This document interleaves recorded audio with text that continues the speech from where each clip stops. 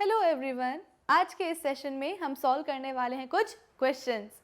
अभी तक हमने हमारे chapter is matter around us pure में कई सारे टॉपिक्स पढ़ लिए हैं। अब इससे पहले कि हम अपने चैप्टर में थोड़ा और आगे बढ़ें, मैं चाहती हूँ कि हम अभी तक हमने जितने भी टॉपिक्स पढ़े हैं ना, उनको हम एक साथ रिवाइज कर लें। यानी कि आज के इस सेशन में होगा रिविजन उन टॉपिक्स का जो अभी तक हम कवर कर चुके हैं। रिवीजन ऐसी नहीं कि बस मैंने बोल दिया और आपने सुन लिया, बिल्कुल भी नहीं। हम रिवीजन करेंगे क्वेश्चंस के फॉर्म में, यानी कि आप भी मेरे साथ क्वेश्चन सॉल्व करते जाएंगे। यानी कि ये है क्या, एक डीपीक्यू सेशन। तो चलिए फटाफट से आज के हमारे इस डीपीक्यू सेशन को हम कर लेते हैं start. So this is Vibhuti Khare, welcome to Magnet Brains, जहाँ पे आपको सभी चैप्टर्स के वीडियो लेक्चर्स मिलने वाले हैं बिल्कुल फ्री ऑफ कॉस्ट। यानी कि मैग्नेट ब्रेन्स में आपको 2 चैप्टर्स पढ़ने के बाद किसी भी तरह का पेमेंट करने की या पैकेज परचेज करने की ज़रूरत बिल्कुल भी नहीं है, क्योंकि मैग्नेट ब्रेन्स आप सब तक पहुंचा रहा है क्वालिटी एजुकेशन बिल्कुल फ्री ऑफ कॉस्ट। तो इसी अच्छी बात से हम स्टार्ट करते हैं आज का हमारा डीपीक्यू सेशन क्वेश्चन नंबर 1 के साथ। क्वेश्चन नंबर 1 हमसे क्या बोल रहा है, what is a pure substance, कि एक प्योर सब्सटेंस क्या है।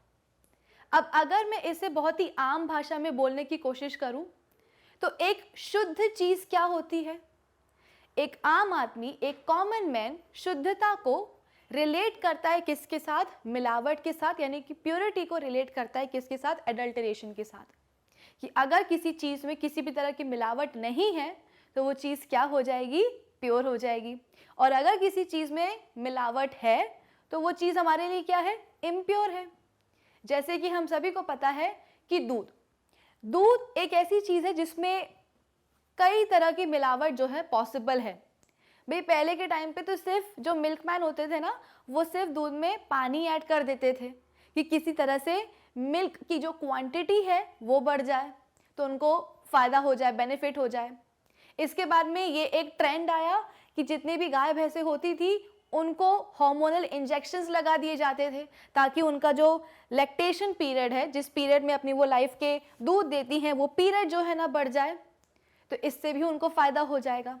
तो यहाँ तक तो चीज़ें फिर भी जो है ना हम किसी तरह से झेल ही रहे थे। लेकिन अब आप सभी जानते होंगे कि न्यूज़पेपर की हेडलाइंस होती हैं, और कई बार आपने न्यूज़ चैनल पे भी जो है ना न्यूज़ फ्लैश होते हुए देखी होगी कि सिंथेटिक दूध आजकल बनाया जा रहा है, जिसमें हम बोलते हैं कि 1 लीटर दूध ले लेते हैं और उसमें शैम्पू, कंडीशनर, केमिकल्स वगैरह डाल डाल के जो है कई litre of synthetic milk synthesise कर लिया जाता है। और दिखने में, फ्लेवर में, टेक्सचर में, अपीयरेंस में वो एग्जैक्टली जो है ना प्योर मिल्क की तरह दिखाई देगा, लेकिन होता वो है कितना, 100% सिंथेटिक मिल्क। तो इस तरह की जो मिलावटें हो रही हैं उनको हम नाम दे देते हैं भाई कि हाँ, जो हमारे पास सिंथेटिक मिल्क आया है जिसमें मिलावट है वो हमारे लिए क्या है, इम्प्योर है। जैसे कि मैंने आपको बताया था कि अकेले मिलावट जो है ना सिर्फ मिल्क में नहीं होती है। ऑलमोस्ट आपको जितनी भी चीज़ें अपने अराउंड दिखती हैं, खाने पीने की हो चाहे कुछ भी हो, उसमें मिलावट होती ही है। जैसे कि स्पाइसेस में अगर हम बात करें ब्लैक पेपर की, काली मिर्च की, तो काली मिर्च, जो खड़ी काली मिर्च होती है, उसमें पपीते के बीज ऐड कर दिए जाते हैं। कभी आप ना क्लोजली ऑब्जर्व करना, ब्लैक पेपर और पपाया, पपीते के जो बीज होते हैं ब्लैक कलर के, उन दोनों को एक साथ रख के ऑलमोस्ट दोनों सेम दिखते हैं। तो क्या करते हैं कि वजन बढ़ाने के लिए ब्लैक पेपर में पपाया सीड्स डाल देते हैं। अब जब हम मार्केट में लेने जाएंगे तो जाहिर है हम एक एक जो है ना दाना उठा करके ब्लैक पेपर का तो नहीं चेक करते हैं। तो इससे दुकानदारों को प्रॉफिट हो जाता है कि ब्लैक पेपर उन्होंने 1 किलो बेची है, लेकिन शायद उस 1 किलो में केवल आधा किलो क्या होगी, एग्जैक्टली काली मिर्च होगी, बाकी आधा किलो जो है हो जाएगा पपाया के सीड्स। तो इस तरह की मिलावटें भी होती हैं। तो हमारे लिए कोई भी चीज़ प्योर कब कहलाएगी, जब उसमें किसी भी तरह की मिलावट नहीं होगी। यानी कि मिल्क डेयरी से आया हुआ फ्रेश मिल्क, हम उसको क्या मानते हैं कि ये प्योर है। लेकिन अगर इसी फ्रेश मिल्क को मैं किसी साइंटिस्ट या केमिस्ट के पास लेकर के जाऊं, तो वो केमिस्ट हमसे बोलेंगे कि ये जो आप मिल्क लेकर के आए हो वो डेफिनेटली कैसा है, फ्रेश है, लेकिन हम इसे प्योर नहीं मानेंगे। ऐसा क्यों? कि भाई एक आम आदमी के लिए जो चीज़ हम बोल रहे हैं कि हाँ ये प्योर है, वो साइंटिस्ट के लिए इम्प्योर कैसे हो सकती है? ऐसे हो सकती है कि साइंटिस्ट जो है ना केमिस्ट्री की भाषा में प्योरिटी को कुछ और बोलते हैं। साइंटिस्ट के लिए केमिस्ट्री में प्योरिटी की डेफिनेशन कुछ और है। क्या डेफिनेशन है केमिस्ट्री की भाषा में प्योरिटी की या प्योर सब्सटेंस की? साइंटिस्ट बोलते हैं कि वही सब्सटेंस प्योर होते हैं जिनके पास सिर्फ और सिर्फ एक ही टाइप के पार्टिकल्स प्रेजेंट हो, तभी वो सब्सटेंस क्या कहलाएगा? प्योर कहलाएगा। अब आपने जो मिल्क डेयरी से आया हुआ फ्रेश मिल्क साइंटिस्ट के सामने रखा था कि भाई देखो ये होता है प्योर मिल्क, साइंटिस्ट ने उनको उस पर्टिकुलर प्योर मिल्क को भी, फ्रेश मिल्क को भी इम्प्योर मान लिया था। क्यों मान लिया था? क्योंकि साइंटिस्ट ये मानते हैं कि केमिस्ट्री की भाषा में मिल्क के पास बहुत सारे टाइप्स के पार्टिकल्स होते हैं। कैसे? मिल्क में होते हैं फैट्स, मिल्क में होता है प्रोटीन्स, ठीक है, इसके बाद में मिल्क में वाटर कंटेंट भी होता है और कई सारी चीज़ें होती हैं। तो साइंटिस्ट ने बोला कि भाई अब अगर हम केमिस्ट्री की भाषा में बोल रहे हैं कि एक सब्सटेंस तभी तक प्योर है जब उसके पास केवल एक ही टाइप के पार्टिकल्स हो, लेकिन आप जो मिल्क डेयरी से मिल्क लेकर के आए हो उसमें तो वाटर के भी पार्टिकल्स हैं, उसमें तो फैट्स के भी पार्टिकल्स हैं, उसमें तो प्रोटीन्स के भी पार्टिकल्स हैं, कितनी सारी चीज़ें हैं, तो फिर हम उसे प्योर कैसे मान लें? तो शायद अब आपको क्लियर हो गया होगा कि हमारे लिए, एक कॉमन मैन के लिए, एक आम आदमी के लिए प्योरिटी की डेफिनेशन काफ़ी अलग होती है। किससे अलग होती है? तो जो साइंटिस्ट कंसेप्ट मानते हैं प्योरिटी का, जो डेफिनेशन वो केमिस्ट्री की भाषा में मानते हैं, उससे काफ़ी अलग होती है। ठीक है, तो सवाल हमसे ये पूछा गया था कि भाई प्योर सब्सटेंस क्या होता है? तो जब हम केमिस्ट्री पढ़ रहे हैं तो हम केमिस्ट्री की भाषा में यही बोलेंगे कि एक प्योर सब्सटेंस तभी प्योर कहलाएगा जब उसके पास केवल एक ही टाइप के पार्टिकल्स होंगे। तो ऑप्शंस भी एक बार हम रीड कर लेते हैं। A, consisting of 2 types of particles.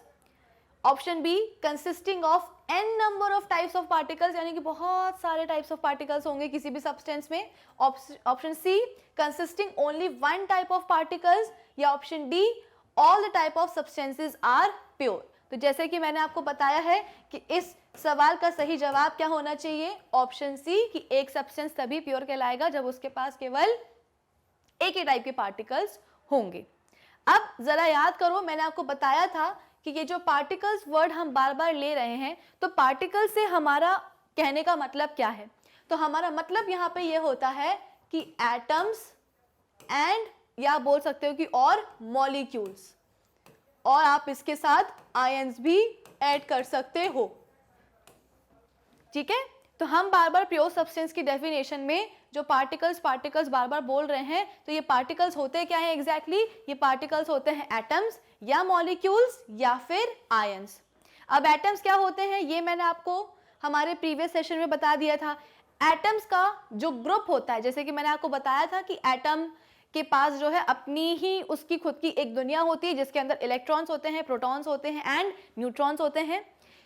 Atom का जो शेप है वो कैसा होता है? स्फेरिकल होता है। उसके सेंटर में हम बोलते हैं कि एक छोटा सा स्ट्रक्चर प्रेजेंट होता है जिसको हम न्यूक्लियस कहते हैं। और इस न्यूक्लियस के अंदर क्या प्रेजेंट होते हैं? इस न्यूक्लियस के अंदर हम बोलते हैं कि प्रोटॉन्स प्रेजेंट होते हैं एंड न्यूट्रॉन्स प्रेजेंट होते हैं। प्रोटॉन्स एक ऐसे टाइप के सबएटॉमिक पार्टिकल्स है जिनके ऊपर पॉजिटिव चार्ज होता है। न्यूट्रॉन्स भी हम बोलते हैं कि सबएटॉमिक पार्टिकल है, लेकिन वो न्यूट्रल होते हैं, उनके ऊपर कोई चार्ज नहीं होता। तो प्रोटॉन्स को हमने अरेंज कर दिया, न्यूट्रॉन्स को हमने अरेंज कर दिया एटम के अंदर। इलेक्ट्रॉन्स कहाँ आएंगे? इलेक्ट्रॉन्स के लिए हम बोलते हैं कि न्यूक्लियस के अराउंड इस तरीके से गोल गोल क्या प्रेजेंट होते हैं?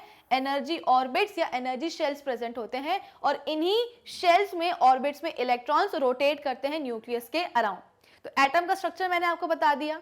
अब क्या होता है, एटम्स जो है स्टेबिलिटी के लिए दूसरे एटम्स के साथ फ्रेंडशिप करते हैं और एक ग्रुप बना लेते हैं। तो ये जो एटम्स का ग्रुप बना है इसे हम क्या बोलते हैं? मॉलिक्यूल्स बोलते हैं। अब जरूरी नहीं है कि मॉलिक्यूल्स बनाने के लिए 2 ही एटम चाहिए या 3 ही एटम चाहिए या 5 से ज्यादा एटम्स जो है ना मिलके मॉलिक्यूल नहीं बना सकते हैं। ऐसा कोई फिक्स रूल नहीं है, कितने भी एटम्स कंबाइन होकर के ग्रुप बना सकते हैं और उस ग्रुप को हम क्या बोलते हैं? मॉलिक्यूल्स बोलते हैं। Is that clear? फिर इसके बाद में मैंने आपको बताया था कि आयंस कैसे बनते हैं। एक्चुअली एटम से ही आयंस बनते हैं। आयंस हमारे पास जो है 2 टाइप के होते हैं, एक होता है पॉजिटिव आयन और एक होता है नेगेटिव आयन। कैसे बनता है? जब एटम इनिशियली क्या होता है कि एटम के अंदर, किसी भी एटम के अंदर नंबर ऑफ प्रोटॉन्स और नंबर ऑफ इलेक्ट्रॉन्स जो होते हैं वो बराबर होते हैं। अब स्टेबिलिटी के लिए कई बार एटम क्या करते हैं, इलेक्ट्रॉन्स को डोनेट कर देते हैं। तो जब वो डोनेट करेंगे तो एटम के अंदर इलेक्ट्रॉन्स का नंबर कम हो जाएगा। किससे कम हो जाएगा? प्रोटॉन्स के नंबर से, क्योंकि भाई इलेक्ट्रॉन्स को एटम ने अपने अंदर में से भेज दिया है, तो इलेक्ट्रॉन्स का नंबर कम हो गया। इनिशियली प्रोटॉन्स एंड इलेक्ट्रॉन्स का नंबर बराबर था, लेकिन जब एटम्स क्या करेंगे, इलेक्ट्रॉन को दे देंगे, तो प्रोटॉन्स का नंबर एटम में बढ़ जाएगा इलेक्ट्रॉन से। तो एटम के ऊपर हम बोलते हैं कि एक पॉजिटिव चार्ज आ जाएगा। कैसे? इनिशियली जैसे मैंने आपको बताया कि एटम के अंदर इलेक्ट्रॉन्स एंड प्रोटॉन्स का नंबर बराबर होता है, यानी कि negative charge, total negative charge बराबर हो जाता है किससे? टोटल पॉजिटिव चार्ज से। लेकिन अब जब मैं आपसे बोल रही हूँ कि नंबर ऑफ इलेक्ट्रॉन्स कम है, यानी कि नेगेटिव चार्ज कम है एटम के अंदर और पॉजिटिव चार्ज ज्यादा है, तो इसलिए एटम के ऊपर एक पॉजिटिव चार्ज लग जाता है, और पॉजिटिव चार्ज कैरी करने वाले एटम को हम क्या कहते हैं? पॉजिटिव आयन कहते हैं। अब स्टेबिलिटी के लिए ही कई बार एटम्स क्या करते हैं, इलेक्ट्रॉन्स को ले लेते हैं। अभी तक तो एटम्स क्या कर रहे थे, इलेक्ट्रॉन को दे रहे थे। अब स्टेबिलिटी के लिए ही एटम्स क्या करते हैं, इलेक्ट्रॉन्स को ले लेते हैं। तो जब वो लेंगे तो इलेक्ट्रॉन्स का नंबर बढ़ जाएगा एटम में प्रोटॉन से, क्योंकि इनिशियली इलेक्ट्रॉन्स एंड प्रोटॉन्स का नंबर बराबर था, नेगेटिव चार्ज बराबर था पॉजिटिव चार्ज के, और हमारा एटम कैसे था? न्यूट्रल था। लेकिन जब स्टेबिलिटी के लिए कोई एटम इलेक्ट्रॉन्स को ले लेगा तो उसके अंदर नंबर ऑफ इलेक्ट्रॉन्स इंक्रीज हो जाएंगे नंबर ऑफ प्रोटॉन से, तो नेगेटिव चार्ज जो है वो बढ़ जाएगा। इसीलिए एक ऐसा एटम जिसके पास हम बोलते हैं कि नेगेटिव चार्ज हो, उसे हम क्या बोल देते हैं? एक नेगेटिव आयन नाम दे देते हैं। तो मेरे ख्याल से अब आपको समझ में आ गया होगा कि एटम्स, मॉलिक्यूल्स और आयंस क्या क्या होते हैं। तो हम बार बार जो प्योर सब्सटेंस की डेफिनेशन में पार्टिकल्स का वर्ड यूज कर रहे हैं, पार्टिकल्स वर्ड यूज कर रहे हैं, उसका मतलब क्या है? या तो एटम्स या मॉलिक्यूल्स, या आप बोल सकते हो आयंस। ठीक है, आयंस भी कंबाइन होकर के मॉलिक्यूल्स बनाते हैं। जैसे कि एटम्स कंबाइन होकर के मॉलिक्यूल्स बना रहे हैं, वैसे ही आयंस भी कंबाइन होकर क्या बना सकते हैं? मॉलिक्यूल्स बना सकते हैं, इनफैक्ट बनाते ही हैं। ठीक है, चलो अब हम बात करते हैं किसकी? नेक्स्ट क्वेश्चन की। नेक्स्ट क्वेश्चन क्या है? Substances having only one type of atoms are called। अब देखो, जो प्योर सब्सटेंसेज होते हैं उनको हम फर्दर दो कैटेगरीज में कैटेगराइज करते हैं। पहली कैटेगरी होती है एलिमेंट्स की, और दूसरी कैटेगरी होती है किसकी? कंपाउंड्स की। अभी इस सवाल में हमसे एलिमेंट्स के ऊपर बेसिक एलिमेंट्स के बारे में पूछा गया है। कैसे मुझे पता चला कि इस सवाल में एलिमेंट्स के बारे में पूछा गया है? क्योंकि इस सवाल में मुझे दिया गया है कि substances having only one type of atoms. यहाँ पे किस वर्ड पे हमें जोर देना है? एटम्स वर्ड के ऊपर जोर देना है। मुझे ये पता है कि प्योर सब्सटेंसेस को डिवाइड करते हैं कैसे? दो कैटेगरीज में, एलिमेंट्स और कंपाउंड्स की कैटेगरी में। एलिमेंट्स होते क्या हैं? एलिमेंट्स में हम बोलते हैं कि वो सब्सटेंसेस जिनके पास सिर्फ और सिर्फ एक ही टाइप के एटम्स हो, उन्हें हम क्या बोलेंगे? एलिमेंट्स बोलेंगे।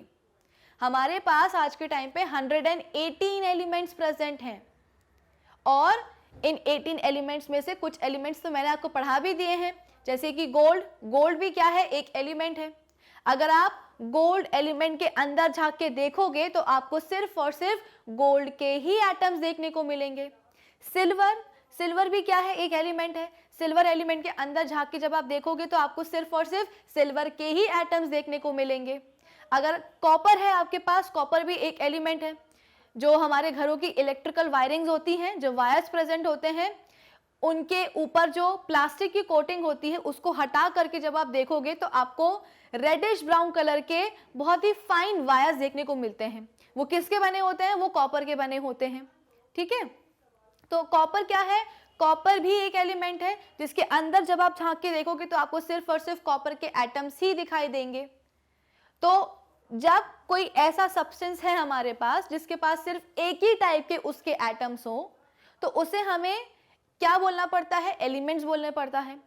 और जब हम बोल रहे हैं कि केवल एक ही टाइप के पार्टिकल्स होंगे तो डेफिनेटली वो एलिमेंट क्या होगा? प्योर सब्सटेंस होगा, क्योंकि अभी अभी हमने प्योर सब्सटेंस की डेफिनेशन देखी है कि वो सब्सटेंसेस जिनके पास केवल एक ही टाइप के पार्टिकल्स हो। ये पार्टिकल्स कौन कौन से हो सकते हैं? एटम्स हो सकते हैं, मॉलिक्यूल्स हो सकते हैं। अब जब हमारे पास एक सब्सटेंस है जिसके पास सिर्फ और सिर्फ एक ही टाइप के एटम्स हो उसके पास, तो वो क्या हो जाएगा, उसको नाम हम दे देते हैं एलिमेंट, और ये एलिमेंट किसकी कैटेगरी में आएगा, प्योर सब्सटेंस की कैटेगरी में आएगा, क्योंकि उसके पास केवल एक ही टाइप के पार्टिकल्स हैं। ठीक है, तो इस सवाल का जवाब क्या होना चाहिए, substances having only one type of atoms are called, option B, elements. उनको हम एलिमेंट्स कहते हैं। एलिमेंट्स की अगर मैं आपको एक डेफिनेशन बतानी चाहूँ तो एलिमेंट्स के लिए हम बोलते हैं कि ये बहुत ही सिंपलेस्ट या बेसिक फॉर्म होते हैं किसी भी प्योर सब्सटेंस के। आई रिपीट, एलिमेंट्स क्या होते हैं, किसी भी प्योर सब्सटेंस के बहुत ही सिंपलेस्ट या बेसिक फॉर्म होते हैं जिनके पास केवल उनके एक ही टाइप के एटम्स प्रेजेंट होते हैं, और आप एलिमेंट्स को फर्दर ब्रेक डाउन उनका नहीं कर सकते हो।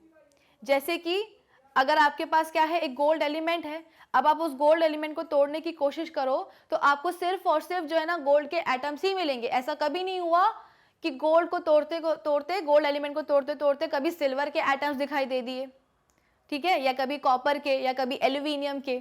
इस तरह की चीजें कभी भी देखने को नहीं मिलेंगी। ठीक है, तो एलिमेंट्स क्या होते हैं और वो क्यों उनको हम प्योर सब्सटेंसेस की कैटेगरी में डालते हैं, ये आप सभी को क्लियर हो गया होगा। चलो अब हम बात करते हैं किसकी, हमारे नेक्स्ट क्वेश्चन की। नेक्स्ट क्वेश्चन क्या है, which of the following produces ringing sound on hitting. इनमें से आपके पास टोटल 3 ऑप्शंस हैं। इन 3 ऑप्शंस में से आपको बताना है कि किसको हिट करने पर एक रिंगिंग साउंड प्रोड्यूस होगी। Option A copper, option B sulphur, option C carbon, या option D both A and B, यानी कि कॉपर और सल्फर दोनों को जब आप हिट करोगे तो रिंगिंग साउंड प्रोड्यूस होगी। तो भाई नाम से तो देखने पे लग रहा है कि हाँ कॉपर, सल्फर, कार्बन ये सब क्या है, एलिमेंट्स हैं। लेकिन अगर ये एलिमेंट्स हैं तो फिर होना क्या चाहिए था, अगर ये सभी एलिमेंट्स है तो सबको हिट करने पे क्या होना चाहिए था, रिंगिंग साउंड आनी चाहिए थी। लेकिन ऐसा होगा नहीं, इन तीनों में से किसी एक ही एलिमेंट को हिट करने पर रिंगिंग साउंड आएगी। ऐसा क्यों, क्योंकि जैसे कि मैंने आपको बताया कि एलिमेंट्स आज के टाइम पे हमारे पास कितने हैं, 118 एलिमेंट्स हैं। उनमें से 90 एलिमेंट्स ऐसे हैं जो कि नेचर में ऑलरेडी एग्जिस्ट करते थे, और 28 एलिमेंट्स ऐसे हैं जिनको साइंटिस्ट ने लेबोरेटरीज में केमिकल रिएक्शंस के थ्रू जो है सिंथेसाइज किया है। अब इन 118 एलिमेंट्स को फर्दर हम 3 कैटेगरीज में जो है कैटेगराइज कर सकते हैं। पहली बात तो ये सुन लो कि ये जो 118 एलिमेंट्स होते हैं ना, ये नेचर में 3 फिजिकल स्टेट्स में एग्जिस्ट कर सकते हैं, यानी कि सॉलिड स्टेट में भी कर सकते हैं, लिक्विड स्टेट में भी कर सकते हैं, और गैसियस स्टेट में भी एग्जिस्ट कर सकते हैं। जैसे कि जो अभी मैंने आपको एग्जांपल दिया था, कॉपर का दिया था, सिल्वर का दिया था, गोल्ड का दिया था, ये वो एलिमेंट्स हैं जो कि नेचर में सॉलिड स्टेट में एग्जिस्ट करेंगे।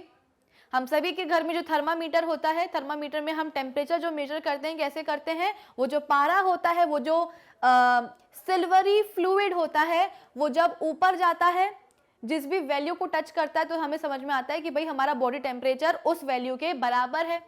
तो वो जो आपको सिल्वरी फ्लूइड दिखता है थर्मामीटर के अंदर, वो क्या है, मरकरी है, और मरकरी रूम टेम्परेचर पे लिक्विड स्टेट में नेचर में एग्जिस्ट करता है। कभी आपने ये नहीं करा होगा कि थर्मामीटर का जो मरकरी है वो जम गया है, वो सॉलिड हो गया है, तो आप उसको जो है ना पिघला रहे हो। नहीं, मरकरी जो है हमेशा रूम टेम्परेचर पे कैसा रहेगा, लिक्विड स्टेट में ही देखने को मिलेगा। तो यहाँ पे हमने मरकरी क्या है, एक एलिमेंट ही तो है, मरकरी में भी मरकरी के एटम्स ही प्रेजेंट होंगे। तो यहाँ पे हमने देखा कि मरकरी एक ऐसा एलिमेंट है जो कि रूम टेम्परेचर पे लिक्विड स्टेट में एग्जिस्ट कर रहा है। वही अगर मैं बात करूँ किसकी, हाइड्रोजन की, ऑक्सीजन की, नाइट्रोजन की, तो ये कुछ ऐसे एलिमेंट्स हैं जो कि नेचर में कैसे एग्जिस्ट करते हैं, गैसियस स्टेट में एग्जिस्ट करते हैं। इसीलिए हमारे पास ऑक्सीजन गैस है, नाइट्रोजन गैस है, हाइड्रोजन गैस है। ठीक है, अब इन 118 एलिमेंट्स को on the basis of their physical and chemical properties further divide किया जाता है 3 कैटेगरीज में, metals, non metals and metalloids की कैटेगरी में फर्दर डिवाइड कर दिया गया है। तो मैंने आपको मेटल्स, नॉन मेटल्स और मेटेलॉइड्स तीनों के बारे में मैंने आपको बताया था। मेटल्स और नॉन मेटल्स की फिजिकल प्रॉपर्टीज को हमने डिस्कस किया था।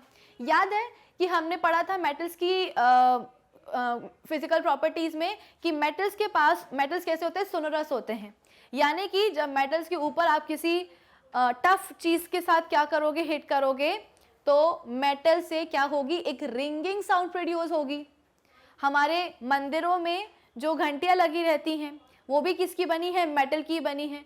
जब आप घंटी को बजाते हो तो टन की आवाज़ आती है, रिंगिंग साउंड आती है। ये हमारे घरों में जो छोटी छोटी घंटियां प्रेजेंट होती हैं, उन घंटियों को भी जब हम बजाते हैं तो टन टन टन की आवाज़ आती है, दैट इज रिंगिंग साउंड। जो मंजीरा यूज़ किया जाता है, जो सिंबल्स यूज़ किए जाते हैं, वो भी किसके बने हैं, मेटल्स के ही बने हैं। उनको भी एक दूसरे से हिट करने पर रिंगिंग साउंड प्रोड्यूस होती है। तो मेटल्स की एक प्रॉपर्टी हमने ये देखी थी कि मेटल्स क्या होते हैं, सोनोरस होते हैं, कि उनके ऊपर जब आप किसी हार्ड चीज़ के साथ हिट करोगे तो रिंगिंग साउंड प्रोड्यूस होगी। वहीं अगर हम बात करें किसकी, नॉन मेटल्स की, तो नॉन मेटल्स के पास एज सच कोई भी प्रॉपर्टी नहीं होती है, नॉन मेटल्स सोनोरस नहीं होते हैं। नॉन मेटल्स को आप कितना भी जो है ना हिट कर लो किसी भी टफ चीज़ के साथ, कोई रिंग रिंग की आवाज़, कोई टन टन की आवाज़ जो है ना सुनाई नहीं देने वाली है। तो इन तीनों ही ऑप्शंस में मुझे एक मेटल दिख रहा है और दो नॉन मेटल्स दिख रहे हैं, तो जाहिर है जो एक मेटल है इन तीनों ही ऑप्शंस में, उसी को हिट करने पे क्या होगा, रिंगिंग साउंड प्रोड्यूस होगी। और वो एक मेटल कौन है भाई, तो वो है हमारा option A, copper. Option B और ऑप्शन सी दोनों क्या है, नॉन मेटल्स हैं। कार्बन भी नॉन मेटल है और सल्फर भी नॉन मेटल है, इसीलिए इनको हिट करने पर कोई रिंगिंग साउंड, कोई टन टन की आवाज़ सुनाई नहीं देगी, सिर्फ और सिर्फ कॉपर को हिट करने पर ही रिंगिंग साउंड सुनाई देगी। इसलिए कॉपर ही क्या है, सोनोरस है। तो इस सवाल का सही जवाब क्या होना चाहिए, ऑप्शन ए, कॉपर। ठीक है, चलो अब हम बात करते हैं नेक्स्ट क्वेश्चन की। नेक्स्ट क्वेश्चन क्या है, which of the following is और आर लस्ट्रस। लस्ट्रस मतलब क्या, कि एक शाइन होनी चाहिए, शाइनिंग सरफेस होना चाहिए। तो मेटल्स की प्रॉपर्टीज में मैंने आपको बताया था कि मेटल्स कैसे होते हैं, बहुत ही लस्ट्रस होते हैं, उनमें बहुत ही शाइन होती है, उनका सरफेस बहुत ही शाइन करता है। तभी तो सिल्वर और गोल्ड ज्वेलरी बहुत फेमस है हमारे यहाँ। जब भी हम ज्वेलरी की बात करते हैं तो या तो वो गोल्ड ज्वेलरी होती है या सिल्वर ज्वेलरी होती है। क्यों, क्योंकि गोल्ड एंड सिल्वर दोनों ही क्या है, मेटल्स हैं, और दोनों ही बहुत बढ़िया शाइन करते हैं, उनका सरफेस काफ़ी शाइनिंग होता है, और उनकी जो ये शाइन है टाइम के साथ साथ कम नहीं होती है। गोल्ड ज्वेलरी को कोई कितना भी क्यों ना पहन लेगा, उसकी शाइन जो है जैसे पहले थी वैसे ही 10 साल बाद भी रहने वाली है। तो गोल्ड एंड सिल्वर मेटल्स की शाइन बहुत अच्छी होती है, बहुत लस्टरस होते हैं, और ये सिर्फ और सिर्फ गोल्ड एंड सिल्वर के लिए एप्लीकेबल नहीं है, सभी मेटल्स कैसे होते हैं, काफ़ी लस्टरस होते हैं। वही अगर हम बात करें किसकी, नॉन मेटल्स की, तो नॉन मेटल्स बिल्कुल भी लस्टरस नहीं होते हैं। इनफैक्ट वो बहुत ही डल होते हैं अपीयरेंस में, कोई शाइन नहीं होती है उनके सरफेस पे। लेकिन जो कि हम पढ़ रहे हैं क्या, केमिस्ट्री, तो केमिस्ट्री तो भाई बिना एक्सेप्शंस के पूरी हो ही नहीं सकती है। क्या है वो एक्सेप्शन, ये देखते हैं हम। तो इसमें हमसे पूछा गया सवाल में कि इनमें से कौन से एलिमेंट्स हैं जो कि कैसे होंगे, लस्ट्रस होंगे। तो ऑप्शन ए क्या है, गोल्ड है। ऑप्शन बी क्या है, एल्यूमिनियम है। ऑप्शन सी क्या है आपके पास, आयोडीन है। एल्यूमिनियम हमारे घरों में जो एल्यूमिनियम फॉइल यूज होती है खाने को रैप करने के लिए, वो आप उसको देख के बता सकते हो अपने आप कि वो एल्यूमिनियम की फॉइल जो है कितनी शाइन करती है, इजंट इट। तो गोल्ड और एल्यूमिनियम, इनके लिए तो हमको पता है कि भाई ये दोनों कैसे हैं, मेटल्स है, तो डेफिनेटली इनके पास शाइन तो होनी ही है। लेकिन अगर जब हम बात करेंगे आयोडीन की, तो हमारे दिमाग में आएगा कि भाई आयोडीन तो क्या है, एक नॉन मेटल है, और नॉन मेटल्स तो जो है लस्टरस होते ही नहीं है, इनफैक्ट उनकी अपीयरेंस बहुत ही डल होती है। तो होना क्या चाहिए, ए एंड बी को ही क्या होना चाहिए, लस्टरस होना चाहिए। लेकिन एक्सेप्शन यहाँ है, एक्सेप्शन हम बोलते हैं कि आयोडीन एक नॉन मेटल होने के बावजूद उसका सरफेस बहुत ही शाइनिंग होता है। आयोडीन के बहुत ही शाइनिंग क्रिस्टल्स हमें देखने को मिलते हैं, ठीक है। तो नॉन मेटल होने के बावजूद आयोडीन क्या है, लस्टरस है, बहुत ही शाइनिंग सरफेस होता है उसका, क्योंकि ये एक एक्सेप्शन है। तो इस सवाल का सही जवाब क्या होना चाहिए, option D, all of the above. Gold, aluminium और आयोडीन दोनों ही, तीनों ही कैसे होंगे, लस्टरस होंगे, ठीक है। तो मुझे लगता है क्वेश्चन 4 भी आप सभी को अच्छी तरीके से समझ में आ गया होगा। अब हम बात करते हैं क्वेश्चन 5 की। नेक्स्ट क्वेश्चन क्या बोल रहा है हमसे, विच of the following have low melting point. इनमें से ऐसे कौन से एलिमेंट्स हैं जिनका मेल्टिंग पॉइंट काफी कम है। Option A silver, option B sulphur, option C phosphorus and option D graphite. अब जो सिल्वर है वो क्या है, एक मेटल है। सल्फर, फॉस्फोरस और ग्रेफाइट ये तीनों कौन है भाई, तीनों है नॉन मेटल। ग्रेफाइट जो होता है बेसिकली किसका बना होता है, कार्बन का बना होता है। कार्बन एलिमेंट क्या है, एक नॉन मेटल है। मैंने आपको बताया था कि ग्रेफाइट कैसे बनता है। ग्रेफाइट में हम बोलते हैं कि हर एक कार्बन एटम जो होता है वो फर्दर 3 और कार्बन एटम से जुड़ा रहता है। तो जब आप ग्रेफाइट के स्ट्रक्चर को क्लोजली ऑब्जर्व करोगे तो आपको ग्रेफाइट के स्ट्रक्चर में इस तरह की हेक्सागोनल रिंग्स दिखाई देती हैं। ठीक है, इस तरह की हेक्सागोनल रिंग्स दिखाई देती हैं, जहां पे हम बोलते हैं कि हर एक कार्बन एटम जो होता है वो फर्दर 3 कार्बन एटम से बॉन्डेड होता है। और ये जो आपको हेक्सागोनल रिंग्स दिख रही हैं ग्रेफाइट के स्ट्रक्चर में, ये हेक्सागोनल रिंग्स क्या करती हैं, एक के ऊपर एक लेयर बना लेती हैं। ठीक है, जैसे कि यहाँ पे मैं लेयर बना के आपको दिखा देती हूँ। देखो ये बन गई क्या, एक लेयर, और ये बन गई क्या, हमारी दूसरी लेयर। तो ग्रेफाइट के स्ट्रक्चर में होता क्या है, हेक्सागोनल रिंग्स दिखाई देती हैं कार्बन एटम्स की, और यही हेक्सागोनल रिंग्स जो होती हैं वो लेयर्स बना लेती हैं एक के ऊपर एक। और इस हेक्सागोनल रिंग में हम बोलते हैं कि हर एक कार्बन एटम बॉन्डेड होता है फर्दर और 3 कार्बन एटम से। तो ग्रेफाइट के लिए हमें समझ में आ गया है कि ये क्या है, एलोट्रोपिक फॉर्म है कार्बन का। तो यहाँ पे मुझे एक मेटल दिख रहा है और 3 नॉन मेटल्स दिख रहे हैं। याद करो मैंने आपको मेटल्स और नॉन मेटल्स की फिजिकल प्रॉपर्टीज में बताया था कि जो मेटल्स होते हैं उनका मेल्टिंग और बॉइलिंग पॉइंट जो है काफ़ी हाई होता है। मेल्टिंग पॉइंट मतलब क्या, कि जिस टेम्परेचर पे आकर के कोई भी सब्सटेंस मेल्ट हो जाए वो हो जाएगा उसका मेल्टिंग पॉइंट। जैसे कि हमारी आइज है, बर्फ, उसका मेल्टिंग पॉइंट कितना होता है, 0 डिग्री सेल्सियस टेम्परेचर, यानी कि हमारी जो बर्फ होती है वो 0 डिग्री सेल्सियस टेम्परेचर पे आकर के मेल्ट हो जाती है। बॉइलिंग पॉइंट मतलब क्या, कि जिस टेम्परेचर पे आकर के सब्सटेंस बॉइल हो जाए, तो हमारा जो पानी है वो 100 डिग्री सेल्सियस टेम्परेचर पे बॉईल हो जाता है, यानी कि पानी का बॉइलिंग टेम्परेचर क्या होगा, बॉइलिंग पॉइंट क्या होगा, 100 डिग्री सेल्सियस होगा। जितने भी मेटल्स होते हैं उन सभी का जो मेल्टिंग पॉइंट है, जो बॉइलिंग पॉइंट है, वो काफ़ी हाई होता है। इसीलिए हम मेटल्स को, एक आयरन क्या होता है, लोहा क्या होता है, एक मेटल ही है। स्टील जो कि हम बनाते हैं, ह्यूमन बींग्स बनाते हैं, स्टील में हम बोलते हैं कि 98% क्या होता है, आयरन होता है। 2% से भी कम हम बोलते हैं कि कार्बन प्रेजेंट होता है। बाकी मैग्नीज होते हैं और भी कई सारे ट्रेस एलिमेंट्स प्रेजेंट होते हैं। तो अगर हम बात करें किसकी, रेलवे लाइंस की, अगर हम बात करें ब्रिजेस की, अगर हम बात करें हमारे घरों में जो कंस्ट्रक्शन होता है, जो पिलर्स बनते हैं, पिलर्स में आपने देखा होगा कि जब भी घर वगैरह बनता है, छत डलती है, तो लंबे लंबे जो है लोहे की सरिया डलते हैं। सवाल ये है कि वो सरिया आखिर लोहे के ही क्यों बनते हैं, क्यों बनते हैं आयरन के, क्यों जो रेलवे लाइंस हैं वो हम बोलते हैं कि लोहे की बनती हैं, क्यों ब्रिजेस वगैरह जो होते हैं उसमें स्टील और आयरन का यूज़ किया जाता है, वो इसलिए क्योंकि ये सब क्या है, मेटल्स हैं, और इन मेटल्स का जो मेल्टिंग पॉइंट है वो बहुत हाई होता है। रेलवे लाइंस साल के 12 महीने जो हैं एयर के कांटेक्ट में होती है, एटमॉस्फेयर के कांटेक्ट में होती हैं। कभी आपने ये नहीं देखा होगा कि बहुत तेज धूप पड़ रही है तो रेलवे लाइंस को जो है ना ढक दिया गया हो, ऐसा कभी भी नहीं होता है।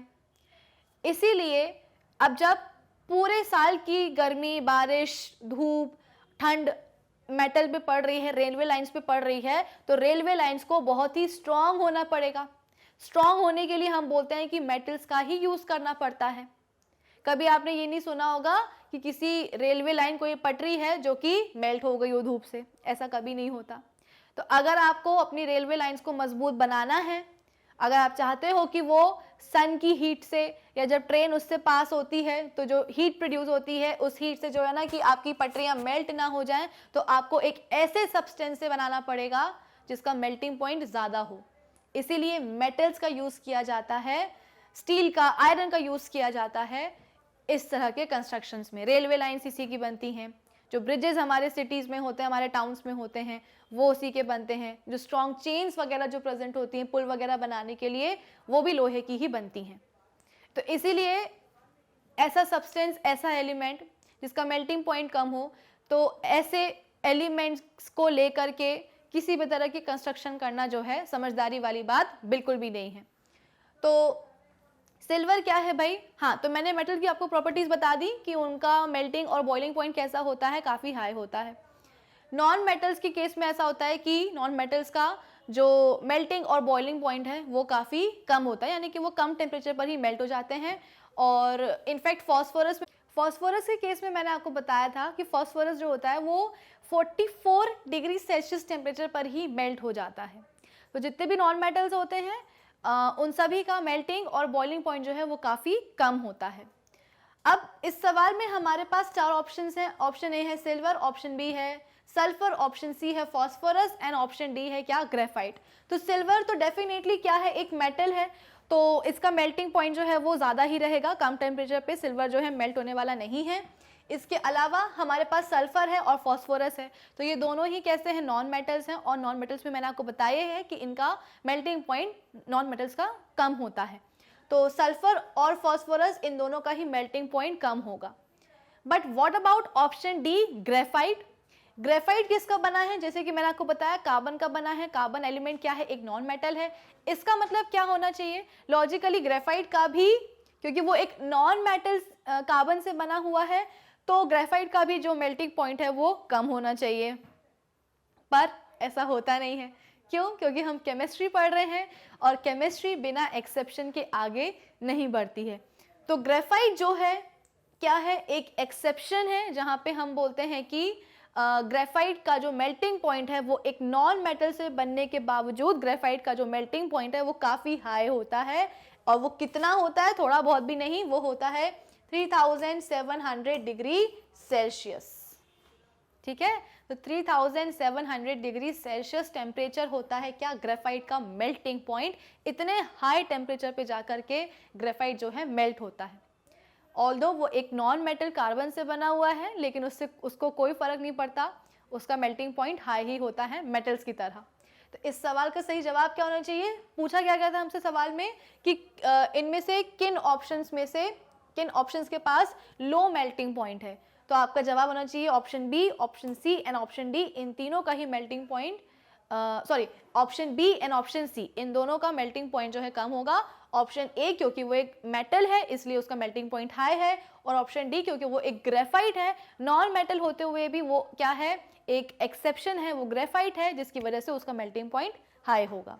ठीक है, चलो, आई होप ये वाला क्वेश्चन सभी को समझ में आया होगा। अब हम बात करते हैं किसकी, 6th क्वेश्चन की, विच of the following is malleable. आप देख रहे होंगे कि किस तरीके से हमने स्टार्ट किया था प्योर सब्सटेंस के साथ फर्स्ट क्वेश्चन में, और धीरे धीरे हमने प्योर सब्सटेंसेस का क्लासिफिकेशन देख लिया, एलिमेंट्स को हमने फोकस किया। एलिमेंट्स का क्लासिफिकेशन मैंने आपको बताया कि मेटल्स, मेटेलॉइड्स और नॉन मेटल्स में डिवाइडेड होते हैं, और इन सभी मेटल्स एंड नॉन मेटल्स की जो फिजिकल प्रॉपर्टीज़ है वो हम एक के बाद हम रिवाइज करते जा रहे हैं। कैसे रिवाइज कर रहे हैं, तो क्वेश्चंस के फॉर्म में कर रहे हैं। तो अब क्वेश्चन नंबर 6 हमसे क्या बोल रहा है, which of the following is malleable. इनमें से कौन से ऐसे ऑप्शंस हैं जो कि कैसे हैं, मेलिएबल हैं। अब मेलिएबल क्या होता है भाई, तो मैंने आपको बताया था कि मेलिएबिलिटी एक प्रॉपर्टी होती है जिस प्रॉपर्टी के अंडर सब्सटेंस जो होता है, जब उसको किसी हैमर से स्ट्राइक किया जाएगा तो वो टूटेगा नहीं।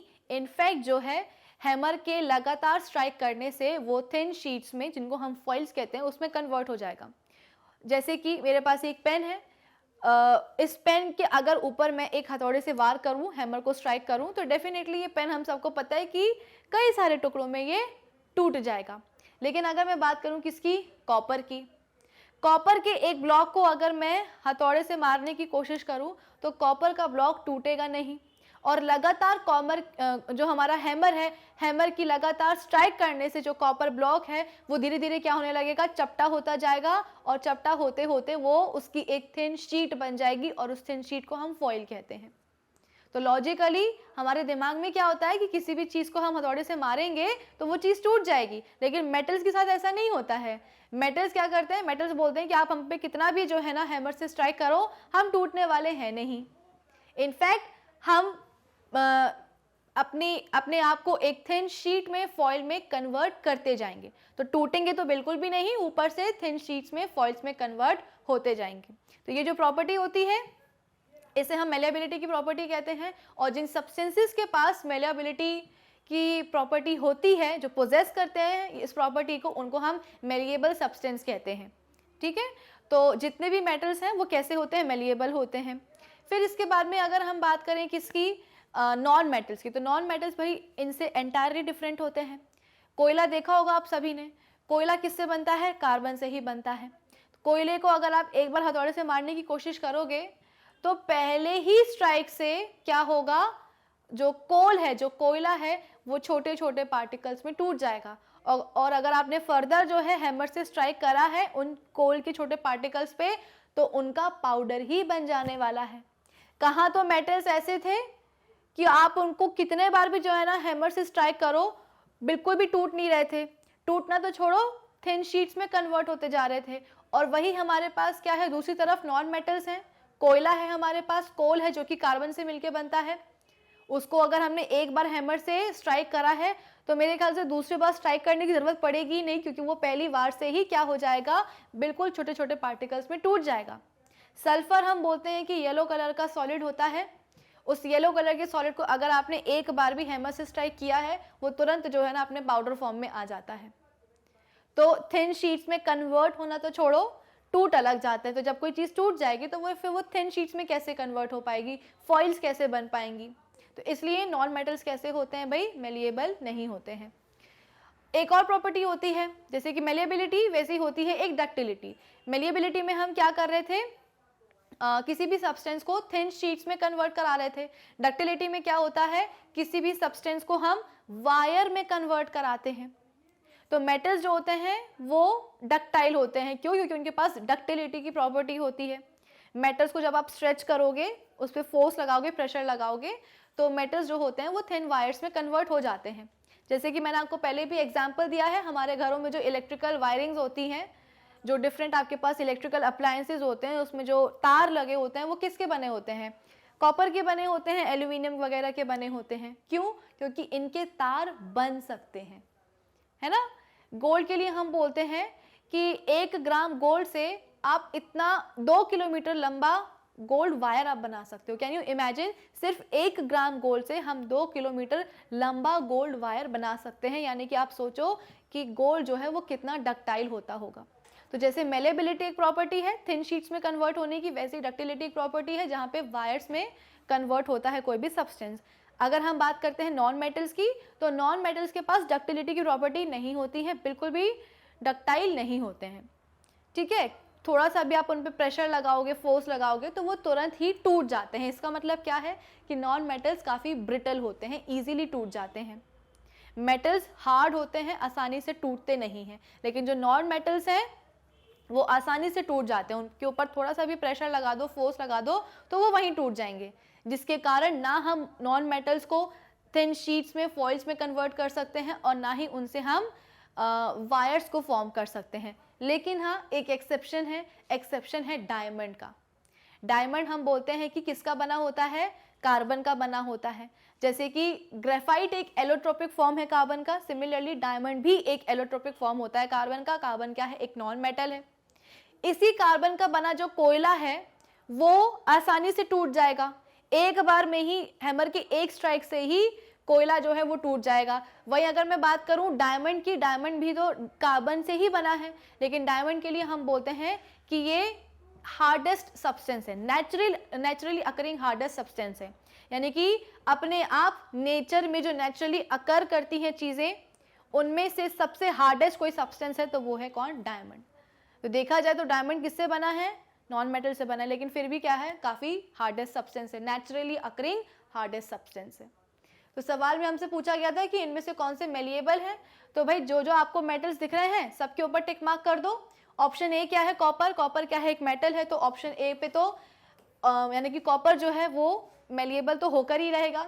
Option B carbon. कार्बन हम बोलते हैं कि एक नॉन मेटल है, तो नॉन मेटल तो मेलिएबल होते नहीं हैं, तो इसके सामने आप लिख दो क्या, क्रॉस।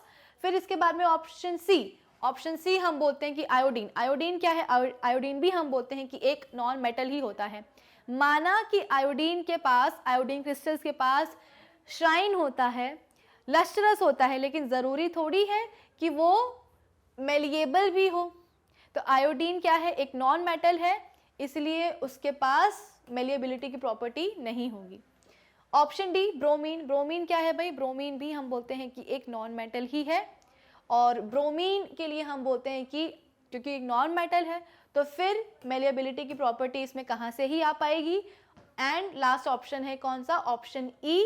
ऑप्शन ई हम बोल रहे हैं कि हाइड्रोजन। हाइड्रोजन क्या है, हाइड्रोजन भी हम बोलते हैं कि एक नॉन मेटल ही है, तो नॉन मेटल है तो फिर मेलिएबिलिटी कहाँ से आ पाएगी। तो इस सवाल का सही जवाब होना चाहिए ऑप्शन ए, कॉपर। सिर्फ वही क्या है, मेलिएबल है। Is that clear. चलो अब हम बात करते हैं हमारे नेक्स्ट सवाल की। नेक्स्ट क्वेश्चन क्या है, silicon is a dash, fill in the blank से ये। Option A metal, option B non metal, option C metalloid और ऑप्शन डी कांट से। हमें पता ही नहीं, हम कुछ बोल ही नहीं सकते हैं। तो भाई मैंने आपको मेटल्स की प्रॉपर्टीज के बारे में बताया, नॉन मेटल्स की प्रॉपर्टीज के बारे में बताया। अब जैसे कि मैंने आपको बताया था कि एलिमेंट्स को उनकी फिजिकल और केमिकल प्रॉपर्टीज के बेसिस पे मेटल्स और नॉन मेटल्स की कैटेगरी में कैटेगराइज कर देते हैं। यानी कि सपोज बहुत सारे एलिमेंट्स थे साइंटिस्ट के पास, और उन बहुत सारे एलिमेंट्स में से कुछ एलिमेंट्स ऐसे थे जो कि आपस में सिमिलर प्रॉपर्टीज पोजेस कर रहे थे, तो उन सिमिलर प्रॉपर्टीज पोजेस करने वाले एलिमेंट्स को एक कैटेगरी में डाल दिया और उस कैटेगरी का नाम रख दिया क्या, मेटल्स। फिर जो रिमेनिंग एलिमेंट्स थे, उन रिमेनिंग एलिमेंट्स में से भी कुछ एलिमेंट्स ऐसे थे जिनकी प्रॉपर्टीज आपस में एक जैसी थी, आपस में एक जैसी थी, लेकिन मेटल्स की कैटेगरी में जो एलिमेंट्स आए हैं उन एलिमेंट से अलग थी। इसीलिए रिमेनिंग एलिमेंट्स में से वो एलिमेंट्स जिनकी प्रॉपर्टीज एक दूसरे से मिलती जुलती थी, सिमिलर थी, उन एलिमेंट्स को भी क्या कर दिया, एक अलग से कैटेगरी बना दी और उस कैटेगरी का नाम रख दिया क्या, नॉन मेटल्स। मेटल्स और नॉन मेटल्स की कैटेगरी बनाने के बावजूद कुछ एलिमेंट्स ऐसे बच गए जो कि ना ही उनको हम मेटल्स की कैटेगरी में डाल पाए, ना ही उनको हम नॉन मेटल्स की कैटेगरी में डाल पाए। ऐसा क्यों, क्योंकि वो जो एलिमेंट्स थे ना, उनकी प्रॉपर्टीज काफी अलग थी। अलग कैसे, कि ना ही उनकी प्रॉपर्टीज एंटायरली मेटल्स की प्रॉपर्टीज से सिमिलर थी, ना ही उनकी प्रॉपर्टीज एंटायरली पूरी तरीके से नॉन मेटल्स की प्रॉपर्टीज से सिमिलर थी। कुछ अजीब सी प्रॉपर्टीज थी। कुछ एलिमेंट्स ऐसे थे जिनके हम बोलते हैं कि कुछ प्रॉपर्टीज मेटल से मिलती जुलती थी और कुछ प्रॉपर्टीज नॉन मेटल से मिलती जुलती थी। इसका मतलब क्या है कि एलिमेंट्स के पास मिलती जुलती प्रॉपर्टीज थी। अब साइंटिस्ट हो गए बड़े परेशान कि आखिर इन एलिमेंट्स को जिनके पास मिलती जुलती प्रॉपर्टीज हैं मेटल्स और नॉन मेटल से, उनको हम कहाँ डालें। अगर मेटल्स में डालेंगे तो भाई सारी प्रॉपर्टीज उनकी मेटल से तो सिमिलर होती नहीं है, तो फिर मेटल्स में कैसे डालें। नॉन मेटल्स के साथ भी यही कंडीशन थी। तो फिर साइंटिस्ट ने दिमाग लगाया कि छोड़ो, ना मेटल्स में डालेंगे ना नॉन मेटल्स में डालेंगे, हम उनकी एक अलग ही कैटेगरी बना देंगे और उस कैटेगरी को बोला गया मेटेलॉइड्स।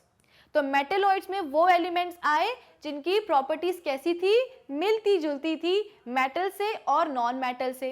कैसे, मेटल्स की तरह कुछ एलिमेंट्स ऐसे थे जो कि दिखने में मेटल्स की तरह थे, यानी कि हो सकता है कि उनका सरफेस कैसा हो, काफी शाइनिंग हो, लेकिन दूसरी तरफ वो बहुत ही ब्रिटल थे, यानी कि इजीली टूट सकते थे। तो दिखने में तो उन्होंने एक मेटल की प्रॉपर्टी उठा ली, दिखने में तो वो मेटल की तरह दिखने लगे, लेकिन एक्चुअल में जब उनको तोड़ा गया तो बहुत ही इजीली टूट गए। यानी कि उन्होंने एक प्रॉपर्टी उठा ली, किसकी, नॉन मेटल की। इसीलिए मैंने आपको बोला कि मिलती जुलती प्रॉपर्टीज थी। एग्जाम्पल कौन है भाई, सिलिकॉन है, टेलुरियम है, ठीक है। अब सिलिकॉन के लिए मैं आपको बताती हूँ कि जो मेटलॉइड्स होते हैं ना, उनको हम सेमीकंडक्टर्स बोलते हैं। ये तो हमें समझ में आ गया कि मेटलॉइड्स में हम बोलते हैं कि मेटल्स और नॉन मेटल्स की मिली जुली प्रॉपर्टीज होती है, ठीक है। अब इसके बाद में हम बोलते हैं कि जो मेटलॉइड्स है ना, उनको हम सेमीकंडक्टर्स बोलते हैं। क्यों, मेटल्स के केस में मैंने आपको बताया था कि मेटल्स जो होते हैं उनका वो अच्छे कंडक्टर होते हैं हीट एंड इलेक्ट्रिसिटी के, यानी कि मेटल्स अपने आप में से हीट को भी कंडक्ट करा सकते हैं और इलेक्ट्रिसिटी को भी कंडक्ट करा सकते हैं। इसीलिए खाने बनाने के लिए जो बर्तन यूज किए जाते हैं, जो यूटेंसिल्स यूज किए जाते हैं, वो मेटल्स के ही बनते हैं। क्योंकि हम बेसिकली जो बर्तन होते हैं, जो यूटेंसिल्स होते हैं, उसमें हम हीट कंडक्ट करवाना चाहते हैं। कोई भी आप उसमें खाने की चीज डालो तो वो खाना पक जाए हीट से। तो अगर कोई यूटेंसिल हीट कंडक्ट करवाएगा ही नहीं तो फिर खाना कैसे बनेगा। तो इसीलिए खाना बनाने के लिए जो बर्तन यूज किए जाते हैं, जो यूटेंसिल्स बनाए जाते हैं, वो किसके बनाए जाते हैं, मेटल्स के ही बनाए जाते हैं। स्टील के बर्तन बहुत ही फेमस हैं, हम सभी के घरों में होते हैं स्टील के, ठीक है। फिर इसके बाद में इलेक्ट्रिसिटी को भी कंडक्ट करवा लेते हैं मेटल्स। जैसे कि मैंने आपको बताया कि हमारे घरों में जो इलेक्ट्रिकल वायरिंग्स होती हैं उसमें कॉपर और एल्यूमिनियम के वायर्स ही यूज होते हैं। क्यों? क्योंकि हम चाहते हैं कि इलेक्ट्रिसिटी जो है, जैसे कि आपको पता है कि हमारे घरों में जो स्विच बोर्ड होते हैं उसमें इलेक्ट्रिसिटी की सप्लाई होती है। अब आपके पास क्या है, एक इलेक्ट्रिकल अप्लायंस है, सपोज आपके पास एक माइक्रोवेव है। आप चाहते हो कि हमारा जो माइक्रोवेव है वो काम करे। काम कैसे करेगा? जब उसके अंदर इलेक्ट्रिसिटी की सप्लाई जाएगी। इलेक्ट्रिसिटी की सप्लाई कैसे जाएगी? जब उसका जो वायर है, जो प्लग है, उसको आप स्विच बोर्ड में जाकर के लगाओगे। अब अगर तो आपके माइक्रोवेव का जो प्लग है, जो कॉर्ड है पूरी, अगर वो किसी ऐसे सब्सटेंस की बनी होगी जो कि इलेक्ट्रिसिटी को अपने अंदर से जाने ही नहीं देगा, तो आप भले ही प्लग को जाकर के स्विच बोर्ड पे लगा लो, आपका माइक्रोवेव कभी भी काम नहीं करने वाला। क्यों? क्योंकि माइक्रोवेव तक जो इलेक्ट्रिक करंट की सप्लाई लेके आने वाली जो कॉर्ड थी वो उस अपने आप में से इलेक्ट्रिक करंट को पास होने ही नहीं दे रही है। तो कैसे इलेक्ट्रिक करंट सॉकेट से, स्विच बोर्ड से माइक्रोवेव तक आ पाएगा? वहीं अगर हमने एक ऐसा सब्सटेंस लगा दिया जो कि इलेक्ट्रिसिटी को अपने थ्रू पास होने देता है, तो स्विच बोर्ड से आपके माइक्रोवेव तक इलेक्ट्रिक करंट आ जाएगा। तो इसीलिए मेटल्स का यूज किया जाता है इलेक्ट्रिसिटी को कंडक्ट करवाने के लिए, क्योंकि मेटल्स जो होते हैं वो अपने अंदर इलेक्ट्रिक करंट को फ्लो होने देते हैं। तो इसीलिए मेटल्स को हम गुड कंडक्टर्स कहते हैं हीट एंड इलेक्ट्रिसिटी का। वहीं अगर हम बात करें नॉन मेटल्स की, तो नॉन मेटल्स जो है अपने अंदर से हीट और इलेक्ट्रिसिटी को फ्लो होने नहीं देंगे, इसीलिए वो नॉन कंडक्टर्स कहलाते हैं और इसीलिए उनको हम इंसुलेटर्स भी कहते हैं। तो मेटल्स क्या होते हैं? कंडक्टर्स होते हैं। नॉन मेटल्स क्या होते हैं? इंसुलेटर्स होते हैं। लेकिन जब हम बात करते हैं मेटेलॉइड्स की, तो जैसे कि मैंने आपको बताया, मेटेलॉइड्स जो होते हैं वो मिली जुली प्रॉपर्टीज रखते हैं। कुछ प्रॉपर्टीज ले लेते हैं वो मेटल्स की, एट द सेम टाइम वो कुछ प्रॉपर्टीज ले लेंगे नॉन मेटल्स की। तो हम मेटेलॉइड्स को हम क्या बोलते हैं? सेमीकंडक्टर्स कहते हैं। सेमीकंडक्टर्स क्यों? क्योंकि वो ओकेजनली क्या करते हैं, ओकेजनली कभी इनिशियली इंसुलेटर की तरह बिहेव करेंगे और जैसे ही कुछ कंडीशंस, फेवरेबल कंडीशंस आएंगे उनके पास, वो क्या बन जाएंगे? कंडक्टर्स बन जाएंगे। इसका मैंने आपको बेस्ट एग्जांपल दिया था इस चीज का। जैसे कि मैंने आपको बताया था कि आजकल आप जिस भी सिटी में आप रहते हो, जिस भी टाउन में आप रहते हो, आपने ज़रूर ये ऑब्जर्व किया होगा कि जो ट्रैफिक लाइट्स होती, जो ट्रैफिक सिग्नल्स होते हैं, उनके ऊपर आपको इस तरीके का एक पैनल दिखाई देता है, ठीक है। और इस पैनल में हम बोलते हैं कि बहुत सारे इस तरीके के छोटे छोटे ब्लॉक्स होते हैं। तो ये पैनल को हम क्या बोलते हैं? इस पैनल को हम बोलते हैं सोलर पैनल। और इस पैनल के ऊपर जो आपको छोटे छोटे ब्लॉक्स दिख रहे हैं, इनको हम कहते हैं सोलर सेल। आई रिपीट, जिस भी सिटी, जिस भी टाउन में आप रहते हैं, उस सिटी में, टाउन में जो ट्रैफिक लाइट्स होती हैं, जो ट्रैफिक सिग्नल्स होते हैं, वहाँ आपको इस तरीके के पैनल दिखाई देते हैं और उन पैनल के ऊपर आपको इस तरीके के ब्लॉक्स दिखाई देते हैं। पैनल को हम बोलते हैं सोलर पैनल और इन ब्लॉक्स को हम कहते हैं सोलर सेल। इनका काम क्या होता है? सन से आ रही जो सोलर एनर्जी है उसको ट्रैप करना और इलेक्ट्रिसिटी बनाना। इसी इलेक्ट्रिसिटी के कारण जो ट्रैफिक लाइट्स होती हैं, रेड, येलो, ग्रीन वाली, वो जलने लगती है। तो होता क्या है कि ये जो सोलर सेल है ना, सोलर सेल कुछ इस तरीके का दिखता है। इस सोलर सेल में बीच में किसकी लेयर होती है? सिलिकॉन की लेयर होती है। मैं आपको क्या बता रही हूँ यहाँ पे? एक सोलर सेल के बारे में बता रही हूँ। इस सोलर सेल में देखो, बीच में क्या है? एक सिलिकॉन की लेयर है। सिलिकॉन क्या है? एक मेटेलॉइड है। और इस सिलिकॉन की लेयर के ऊपर हम बोलते हैं कि ऊपर और नीचे दोनों तरफ मेटल की एक एक लेयर होती है। तो आप बोल सकते हो कि मेटल की दो लेयर्स के बीच में मेटलॉइड की या सिलिकॉन की एक लेयर सैंडविच हो जाती है। तो सिलिकॉन जो कि क्या है, एक इनिशियली कैसे काम करता है? एक इंसुलेटर की तरह काम करता है। वो अपने अंदर इलेक्ट्रिक करंट को या हीट को सप्लाई नहीं करना चाहता है। लेकिन क्या हुआ?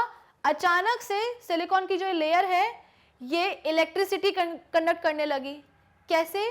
वो इस तरीके से कि हम सबको पता है कि जो सोलर पैनल है वो तभी काम करेगा जब उसके ऊपर सोलर लाइट पड़ेगी, सन की लाइट पड़ेगी। सोलर एनर्जी जब तक वो ट्रैप नहीं करेगा तब तक काम नहीं होने वाला। तो क्या होता है कि जैसे ही सन की लाइट, सोलर लाइट, सनलाइट जो है इस सिलिकॉन की लेयर के ऊपर पड़ती है, टेम्परेचर इंक्रीज हो जाता है।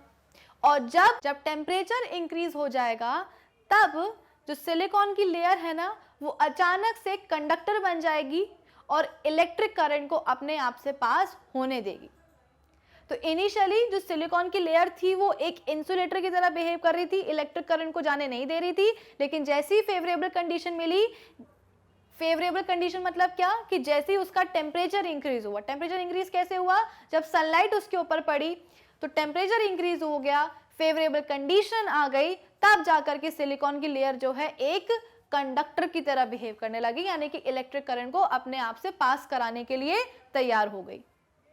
तो यहाँ पे हमने देखा कि इसीलिए मेटलॉइड्स को हम क्या कहते हैं, सेमीकंडक्टर्स कहते हैं। ओकेजनली या बोल सकते हो कि फेवरेबल कंडीशंस में वैसे वो इंसुलेटर्स की तरह बिहेव करते हैं, लेकिन जैसे ही कंडीशंस फेवरेबल होती हैं तो वो कंडक्टर्स की तरह बिहेव करने लगते हैं। ठीक है, तो यहाँ पे हमने देखा कि सिलिकॉन क्या है, सिलिकॉन हम बोलते हैं कि ऑप्शन सी एक मेटलॉइड है। ठीक है, चलो अब हम बात करते हैं नेक्स्ट क्वेश्चन की। नेक्स्ट क्वेश्चन क्या है, स्टेट वेदर ट्रू और false from NaCl compound sodium can be separated by the process of evaporation. एक मिनट पहले क्वेश्चन नंबर 9 देख लो। Sulphuric acid on reaction with iron produces colourless gas, colorless, odorless, combustible hydrogen gas. So ferrous sulfide on reacting with sulfuric acid gives. सवाल क्या है कि sulphuric acid जो होता है H2SO4 जब वो रिएक्ट करता है किसके साथ, आयरन के साथ यानी कि लोहे के साथ, तो क्या प्रोड्यूस करता है वो, हाइड्रोजन गैस प्रोड्यूस करता है। और अगर इसी अब क्या करा है हमने कि जो आयरन हमने लिया था उसको हमने सल्फर के साथ मिक्स करवा दिया है। तो आयरन पाउडर और सल्फर पाउडर को हमने कैसे मिक्स कराया है, हीट करा दिया है। थोड़ा सा आयरन पाउडर लिया, थोड़ा सा हमने सल्फर पाउडर लिया, दोनों को हीट करा दिया। हीट कराने से हम बोलते हैं कि फेरस सल्फाइड कंपाउंड बन गया। अब इस फेरस सल्फाइड कंपाउंड के साथ जब सल्फ्यूरिक एसिड रिएक्ट करेगा तो क्या प्रोड्यूस होगा।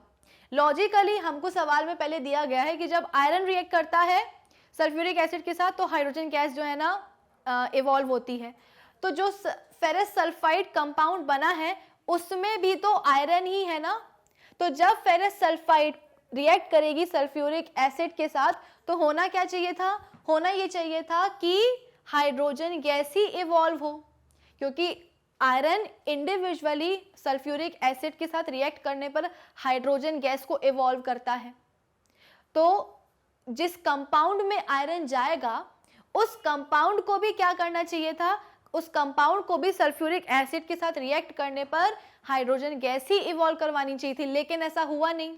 हुआ क्या, एक बहुत ही फाउल स्मेल वाली गैस इवॉल्व हुई और उस गैस को हम बोलते हैं H2S gas, hydrogen sulphide gas, जिसकी जो स्मेल है वो रॉटन एग्स लाइक होती है, यानी कि सड़े हुए अंडों की बदबू आती है उस गैस से। तो ऐसे कैसे पॉसिबल हुआ, वो इसलिए कि याद करो मैंने आपको बताया था कि प्योर सब्सटेंसेस को हम फर्दर दो कैटेगरीज में डिवाइड करते हैं। एक हो गया एलिमेंट्स की कैटेगरी और दूसरी कैटेगरी हो गई किसकी, कंपाउंड्स की। तो एलिमेंट्स में हम बोलते हैं कि वो सब्सटेंसेस जिनके पास केवल एक ही टाइप के एटम्स होंगे उनको हम एलिमेंट्स नाम देते हैं। तो कंपाउंड्स में क्या होगा, कंपाउंड्स में वो सब्सटेंसेस आएंगे जिनके पास केवल एक ही टाइप के मॉलिक्यूल्स हों, यानी कि कुछ सब्सटेंसेस ऐसे भी होते हैं जिनके पास एक या एक से ज्यादा टाइप के, एक तो नहीं आप बोल सकते हो कि दो या दो से ज्यादा टाइप्स के एटम्स हो सकते हैं और तब भी वो प्योर सब्सटेंस ही कहलाएंगे। भाई प्योर सब्सटेंस की हमने डेफिनेशन क्या बोली थी कि पार्टिकल्स सब्सटेंस के पास केवल एक ही टाइप के पार्टिकल्स होने चाहिए। एलिमेंट्स में हमने देखा कि हर एक एलिमेंट के पास उसके अपने खुद के एटम्स होते हैं, इसीलिए एलिमेंट्स जो है ना प्योर सब्सटेंसेस की कैटेगरी में आते हैं। लेकिन कंपाउंड्स में हम बोल रहे हैं कि ऐसे सब्सटेंसेस जिनके पास दो या दो से ज्यादा एटम्स होंगे तब भी वो प्योर कहलाएंगे। ऐसे कैसे, वो ऐसे इसलिए क्योंकि हम कंपाउंड्स में ना मॉलिक्यूल्स पे फोकस करते हैं कि कोई भी ऐसा सब्सटेंस जिसके पास एक ही टाइप के मॉलिक्यूल्स हो वो भी क्या कहलाएगा, कंपाउंड कहलाएगा। वो भी हम बोलते हैं कि एक प्योर सब्सटेंस ही कहलाएगा। जैसे कि पानी, पानी का मॉलिक्यूलर फॉर्मूला क्या होता है, H2O। अब ये जो पानी है ये बना है दो एलिमेंट से मिलके, एक है हाइड्रोजन तो दूसरा है ऑक्सीजन। पानी के एक मॉलिक्यूल को बनाने के लिए टेक्निकली होना क्या चाहिए था, लॉजिकली, कि हमने जहां पे देखा कि पानी जो है दो एलिमेंट से बन रहा है, हाइड्रोजन और ऑक्सीजन, यानी कि पानी में हाइड्रोजन के भी एटम्स मिलेंगे और ऑक्सीजन के भी एटम्स मिलेंगे। इसका मतलब क्या हो गया कि इसको हमको इम्प्योर बोल देना चाहिए था, इसको हमको प्योर सब्सटेंस बोलना ही नहीं चाहिए था। क्यों? क्योंकि दो अलग अलग एलिमेंट्स के एटम्स आए हैं। लेकिन ऐसा होता नहीं है। क्यों नहीं होता है, जरा देखते हैं। पानी के एक मॉलिक्यूल को बनाने के लिए हमारे पास दो हाइड्रोजन के एटम्स आते हैं और एक ऑक्सीजन का एटम आता है, और ये टोटल 3 एटम्स मिलके पानी का एक मॉलिक्यूल बना लेते हैं। इसी तरीके के और सारे मॉलिक्यूल्स भी बनते हैं, H2O, H2O, H2O, और हर एक मॉलिक्यूल में हम बोलते हैं कि हमेशा हाइड्रोजन के 2 एटम्स और ऑक्सीजन का एक ही एटम आएगा, और इस तरीके के बहुत सारे मॉलिक्यूल्स बन जाते हैं। तो जब भी आप पानी को देखोगे, चाहे वो कहीं का भी पानी हो, चाहे वो बोरवेल का पानी हो, चाहे वो नगर निगम का पानी हो, चाहे वो रेन वाटर हो, चाहे वो नदी का पानी हो, कहीं का भी पानी हो, आपको इसी तरीके के बहुत सारे वाटर मॉलिक्यूल्स देखने को मिलेंगे। और ऐसा कभी नहीं होगा कि पानी में इन वाटर मॉलिक्यूल्स के साथ कुछ और भी टाइप के मॉलिक्यूल्स आ जाएं, ऐसा कभी नहीं होगा। या हम बोलते हैं कि कोई और एलिमेंट आ जाए। हमेशा अगर पानी को बनाना है तो हाइड्रोजन और ऑक्सीजन ही चाहिए होंगे, और पानी के अंदर आपको हमेशा केवल यही एक ही टाइप के मॉलिक्यूल्स देखने को मिलेंगे। इसीलिए पानी क्या है, प्योर सब्सटेंस है। ठीक है। नमक हम खाते हैं, नमक का मॉलिक्यूलर फॉर्मूला क्या होता है भाई, उसका होता है NaCl। जो हम कॉमन नमक खाते हैं, जो कॉमन सॉल्ट हम खाते हैं, उसमें हम बोलते हैं कि क्या होता है उसका मॉलिक्यूलर फॉर्मूला, NaCl। ठीक है। अब इस NaCl में हम बोलते हैं कि दो एलिमेंट्स आ रहे हैं नमक में, एक आ रहा है सोडियम का तो दूसरा एक आ रहा है सोडियम एलिमेंट तो दूसरा आ रहा है क्लोरीन एलिमेंट। यानी कि नमक में भी हमको दो अलग अलग एलिमेंट दिख रहे हैं। तो नमक में हमारे पास सोडियम के एटम्स भी आएंगे और क्लोरीन के एटम्स भी आएंगे। तो लॉजिकली होना क्या चाहिए, हम बात करते हैं कि भाई किसी भी सब्सटेंस में हम बोलते हैं कि एक ही टाइप के एटम्स होने चाहिए तो वो ही प्योर कहलाएगा। लेकिन यहाँ तो हमें दिख रहा है कि दो अलग अलग टाइप के एटम्स आ रहे हैं, सोडियम के एटम्स भी आ रहे हैं और क्लोरीन के एटम्स भी आ रहे हैं। कोई बात नहीं, आने दो अलग अलग टाइप के एटम्स, लेकिन मॉलिक्यूल तो सेम बन रहा है ना। सोडियम क्लोराइड में आप देखो, नमक का कोई भी आप दाना उठा करके देख लो, आपको हमेशा NaCl मॉलिक्यूल ही दिखाई देंगे। चाहे आप कोई सा भी नमक ले लो, आपको हमेशा इसी टाइप के मॉलिक्यूल्स बनते हुए दिखाई देंगे। यानी कि जो हमारा नमक है वो भी क्या है, प्योर है। क्यों? क्योंकि उसमें केवल एक ही टाइप के पार्टिकल्स हैं, यानी कि एक ही टाइप के मॉलिक्यूल्स हैं। मैंने आपको बताया था कि पार्टिकल्स से हमारा मतलब होता है एटम्स एंड मॉलिक्यूल्स। अकेले एटम्स पे चिपक के मत रह जाना, मॉलिक्यूल्स पे भी बढ़ जाना। तो पानी प्योर है क्योंकि उसके पास एक ही टाइप के मॉलिक्यूल्स हैं। नमक इसलिए प्योर है क्योंकि उसके पास एक ही टाइप के मॉलिक्यूल्स हैं, सोडियम क्लोराइड के मॉलिक्यूल्स हैं। इसीलिए नमक और पानी क्या है, दोनों प्योर हैं। ठीक है। तो इन्हें हम क्या कहेंगे भाई, इन्हें हम कहेंगे कंपाउंड्स। ऐसे सब्सटेंसेस जिनके पास एक ही टाइप के मॉलिक्यूल्स होते हैं उनको हम कंपाउंड्स कहते हैं। ठीक है। और इन कंपाउंड्स में हम बोलते हैं कि दो या दो से ज्यादा टाइप के एटम्स भी आपको दिख सकते हैं। अभी तो हम केवल दो ही एलिमेंट्स की बात कर रहे थे। कुछ कंपाउंड्स ऐसे भी होते हैं जैसे कि कैल्शियम कार्बोनेट। तो कैल्शियम कार्बोनेट में आपके पास कैल्शियम भी है, कार्बन भी है और ऑक्सीजन भी है।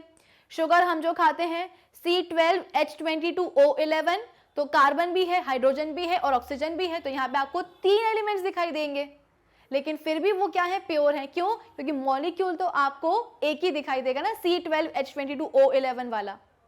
ठीक है। तो हमारी शक्कर भी क्या है, प्योर है।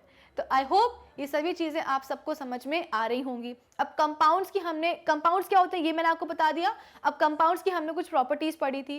कंपाउंड के लिए हमने पढ़ा था कि जब तक जो एलिमेंट्स हम ले रहे हैं, जब तक कि वो केमिकली कंबाइन नहीं होंगे तब तक वो कंपाउंड नहीं बनाएंगे। जैसे कि एग्जाम्पल मैंने आपको दिया कि आयरन का पाउडर और सल्फर के पाउडर को अगर आप बस ऐसे ही मिला करके रख दो तो वो खिचड़ी बनेगी, मिक्सचर बनेगा, वो फेरस सल्फाइड कंपाउंड नहीं बनेगा। ठीक है। जब तक कि आप आयरन और सल्फर पाउडर को आपस में मिला करके हीट ना कर दो, जब तक आयरन और सल्फर एलिमेंट्स के एटम्स जो हैं केमिकली कंबाइन ना हो जाए, उनके बीच में केमिकल रिएक्शन ना हो जाए, तब तक फेरस सल्फाइड कंपाउंड नहीं बनेगा। अब ये जो कंपाउंड होता है ये अपने कंस्टिट्यूएंट पार्टिकल्स या एलिमेंट्स की जो प्रॉपर्टीज है उससे अलग प्रॉपर्टी पोजेस करता है। और इसका बेस्ट एग्जाम्पल हमको यहाँ पे दिख रहा है। जो आयरन है वो सल्फाइड के साथ मिलके फेरस सल्फाइड कंपाउंड बना रहा था। आयरन इंडिविजुअली सल्फ्यूरिक एसिड के साथ कंबाइन होकर के हाइड्रोजन गैस इवॉल्व करता है, लेकिन जैसे ही आयरन सल्फर पाउडर के साथ कंबाइन हुआ, फेरस सल्फाइड कंपाउंड बना, तो इस कंपाउंड ने सल्फ्यूरिक एसिड के साथ रिएक्ट करने पर हाइड्रोजन सल्फाइड गैस इवॉल्व कर दी। यानी कि यहाँ पे प्रॉपर्टी में चेंज आ गया। कंपाउंड की जो प्रॉपर्टी थी वो उसके कंस्टिट्यूएंट एलिमेंट आयरन से अलग थी, तभी सल्फ्यूरिक एसिड के साथ रिएक्ट करने पर हाइड्रोजन गैस ना इवॉल्व करवा करके हाइड्रोजन सल्फाइड गैस इवॉल्व कराई है। ठीक है, तो मुझे लगता है कि ये वाला क्वेश्चन भी सभी को हो गया होगा क्लियर। कहाँ गया वो वाला क्वेश्चन? क्वेश्चन नंबर 9 था। तो फेरस सल्फाइड हीट करने के बाद क्या देगा? सल्फ्यूरिक एसिड के साथ hydrogen sulphide gas, option C. ठीक है, चलो अब हम बात करते हैं हमारे नेक्स्ट क्वेश्चन की। नेक्स्ट क्वेश्चन क्या है? स्टेट वेदर ट्रू और false from sodium chloride compound sodium can be separated by evaporation process. क्या हम सोडियम क्लोराइड कंपाउंड में से सोडियम को इवेपोरेशन की प्रोसेस से अलग कर सकते हैं? भाई हम सबको पता है कि NaCl यानी कि नमक ये बना है दो एलिमेंट से, सोडियम और क्लोरीन एलिमेंट से। तो पूछा जा रहा है कि क्या इस कंपाउंड में से हम इस कंपाउंड को अगर हम इवेपोरेट करेंगे तो क्या हम सोडियम को निकाल सकते हैं? बिल्कुल भी नहीं। जैसा कि मैंने आपको बताया था कि कंपाउंड्स को बनाने के लिए एलिमेंट्स को केमिकली कंबाइन होना पड़ता है। सिमिलरली अगर आपको कंपाउंड में से उसके कंस्टिट्यूएंट एलिमेंट्स निकालने हैं ना, हटाने हैं, एक्सट्रैक्ट करने हैं, तो भी आपको केमिकल मेथड का ही यूज करना पड़ेगा। इवेपोरेशन तो एक फिजिकल प्रोसेस है। इवेपोरेशन से आप सोडियम क्लोराइड कंपाउंड में से सोडियम को या क्लोरीन एलिमेंट को सेपरेट नहीं कर सकते हो।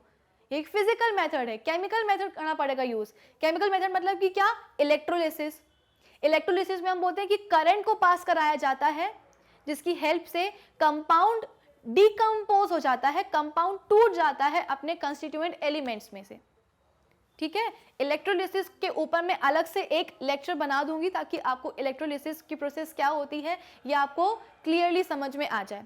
अभी के लिए आप बस इतना ही समझिए कि इलेक्ट्रोलिसिस की प्रोसेस में इलेक्ट्रिक करंट पास कराया जाता है, जिसकी हेल्प से कंपाउंड डिकम्पोज हो जाता है अपने कंस्टिट्यूएंट एलिमेंट्स में, और कंस्टिट्यूएंट एलिमेंट्स में डिकम्पोज होने के कारण एलिमेंट्स क्या हो जाते हैं? सेपरेट हो जाते हैं। लेकिन यहाँ पे अगर आप सोडियम क्लोराइड को इवेपोरेशन की प्रोसेस से जो है ना डिकम्पोज करना चाहोगे तो कभी नहीं होगा, क्योंकि इवेपोरेशन क्या है? एक फिजिकल मेथड है।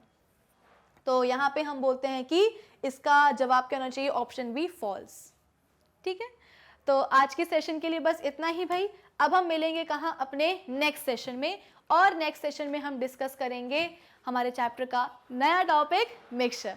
तब तक आप क्या करेंगे? हमारे जो ऑफिशियल वेबसाइट है magnetbrains.com उसे विजिट कर लीजिएगा, जहाँ पे आपको सभी चैप्टर्स के वीडियो लेक्चर्स मिलने वाले हैं, प्लेलिस्ट में अरेंज्ड, साथ ही साथ सभी टॉपिक्स के वहाँ पे आपको होंगे नोट्स भी available. So do visit our official website magnetbrains.com। Till then keep learning with Magnet Brains. Thank you for watching.